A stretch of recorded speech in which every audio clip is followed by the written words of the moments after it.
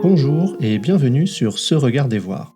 Je suis Trément Belbous et je vous souhaite une belle introspection à l'écoute de ma chronique intitulée cette semaine Je ne sais plus quoi dire.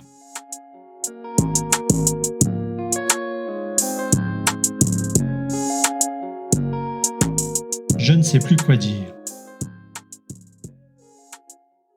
Et pourtant, j'écris pour le dire. Quel paradoxe. J'ai bien des sujets à aborder, à partager, sur lesquels j'ai une opinion.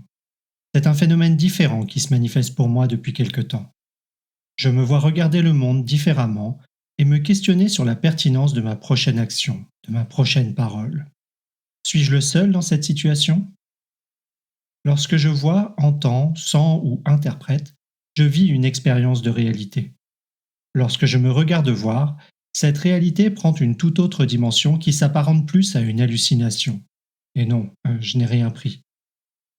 Si la perception de mon expérience et le sens que je lui accorde sont des approximations construites subjectives, comment peut-il y avoir une chance que nous ne soyons pas ensemble dans une forme d'hallucination collective? Je ne le ressens plus ainsi, mais je peux comprendre pourquoi, pour réduire une forme de stress ou d'anxiété, ou bien pour nous sentir solides, nous avons tant besoin d'affirmer des vérités. C'est là que je réalise que je ne sais plus quoi dire. Dans ce moment de recul, sur ce phénomène qui se déroule d'instant en instant, je choisis d'observer trois éléments qui me semblent m'offrir temporairement une forme de point d'accroche. Le je, qui voit, puis qui regarde voir, le contenu de ce qui est pris en considération, le langage utilisé, véhicule pour transférer ce contenu du je vers le monde extérieur. Se regarder voir qui? Ce je ressemble plus à un comité qu'une entité. Ce comité est composé de multiples identités qui jugent, évaluent, décident, protestent, protègent, se cachent, dominent. Les membres de ce comité, qui écrit et se regarde voir, se chevauchent, s'entremêlent, se confondent en un tout qui s'exprime. Dans Je ne sais plus quoi dire, il y a par un moment une plongée dans le relativisme, un dialogue intérieur qui s'installe entre l'ange et le démon, qui finissent par se confondre et se perdre. D'ailleurs, qu'est-ce que ce je? Il y a de nombreuses définitions du soi, de l'ego, de la conscience. Il y a de nombreuses théories, plus ou moins conciliables, pour tenter de circonscrire et expliquer cela. Ce qui est magnifique, c'est qu'avec approximation, hallucination et toute notre subjectivité, nous parvenons encore, en tant qu'humains, à peaufiner tout ce que nous avons déjà élaboré. Je ne sais plus quoi dire. Pourtant, qu'est-ce que le fait de l'exprimer peut provoquer dans l'espace collectif qui le reçoit? Se regarder voir quoi? Dans Je ne sais plus quoi dire, il y a le quoi, le contenu.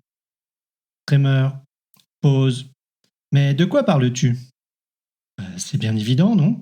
Je parle du contenu de ce dont nous parlons. L'ange et le démon entrent à nouveau en jeu. Trop superficiel, trop profond ou complexe, trop nuancé, trop de charabia, comme on me le dit parfois. Pourrais-tu le dire de façon plus simple, avec moins de nuances? Ma réponse est oui, et, dans ce cas, ce n'est plus le même contenu. Il n'est plus pertinent puisque pour moi, il manque alors toute une partie de ce contenu qui, encore selon moi, est une dynamique dans le phénomène dont on parle. Et dans le même temps, ici même, je m'exprime de façon très approximative, en prenant des raccourcis pour nommer des concepts que d'autres comprennent de façon beaucoup plus nuancée. Par exemple, lorsque je déguste des vins avec Bruno, un ami qui confectionne avec passion parmi les meilleurs vins de Suisse, je constate un fossé abyssal. Petit à petit, j'ai l'impression de percevoir des nuances qui pour lui sont des évidences, alors quand lui entre dans la nuance imaginée. Ce jeu, subjectif, multiple, complexe, qui perçoit un quoi aux frontières floues, à la granularité variable, en évolution dynamique, comment peut-il transmettre quelque chose qui soit pertinent? Ce qui est magnifique, c'est qu'avec approximation, hallucination et toute notre subjectivité, nous parvenons encore, en tant qu'humains, à peaufiner tout ce que nous avons déjà élaboré. Je ne sais plus quoi dire. Pourtant, qu'est-ce que le fait de l'exprimer peut provoquer dans l'espace collectif qui le reçoit? Se regarder voir comment.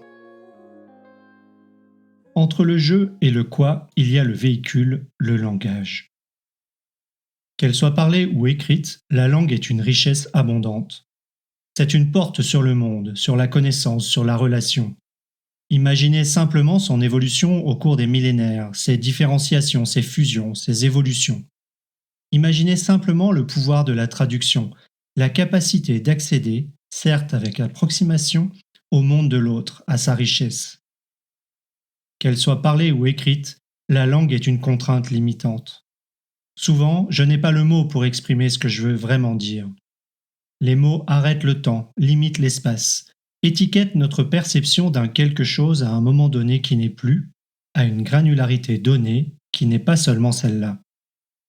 Dans l'instant d'après, ce quelque chose n'est plus tout à fait le même et ma perception est différente. Ce qui est magnifique, c'est qu'avec approximation, hallucination et toute notre subjectivité, nous parvenons encore, en tant qu'humains, à peaufiner tout ce que nous avons déjà élaboré.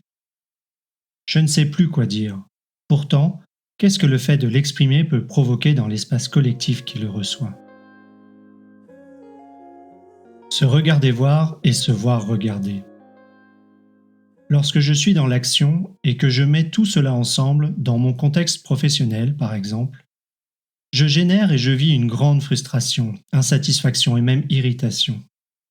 Lorsque je parle, je me sens constamment ou presque limité dans ce que je peux réellement transmettre, au point que je ne sais plus quoi dire ni comment le dire. La plupart du temps, travaillant avec des concepts abstraits, je trouve difficile d'en figer une description. Le jeu qui regarde change constamment. Le contenu évolue et le concept s'enrichit à chaque interaction. Les mots changent au fur et à mesure que tout bouge. Et il y a mes interlocuteurs qui, eux aussi, ont leur expérience, perception et idées sur le concept. Ils ont un contexte différent du mien auquel je n'ai que partiellement accès. Dans le même espace-temps, où tout ce qui précède semble vrai, se regarder voir et se voir regarder me procure de la paix, de la gratitude et le calme nécessaire pour prendre tout cela avec un grand sérieux et plus de légèreté. Ce qui est magnifique, c'est qu'avec approximation, hallucination et toute notre subjectivité, nous parvenons encore, en tant qu'humains, à peaufiner tout ce que nous avons déjà élaboré. Je ne sais plus quoi dire. Pourtant, qu'est-ce que le fait de l'exprimer peut provoquer dans l'espace collectif qui le reçoit? Pour résumer, à force d'approximation et de subjectivité, je m'interroge sur ma perception de la réalité, me demandant si celle-ci n'est autre qu'une forme d'hallucination collective. Nos jeux sont complexes et multiples. Les phénomènes que nous cherchons à distinguer restent souvent insaisissables, et le langage permet et contraint notre expression. Ce qui est magnifique, c'est qu'avec approximation, hallucination et toute notre subjectivité, nous parvenons encore, en tant qu'humains, à peaufiner tout ce que nous avons déjà élaboré. Et toi, cher auditeur, qu'as-tu envie de dire? Profite des commentaires pour cela. Cette réflexion t'a plu, je t'invite à la partager et à t'abonner. Merci pour votre écoute. Vous pouvez retrouver l'article associé à cet épisode sur le blog de Se Regarder Voir, se-regarder-voir.com. N'hésitez pas à y contribuer vos récits d'expérience et commentaires, ainsi qu'à vous abonner pour recevoir chaque semaine l'audio et son article. À la semaine prochaine!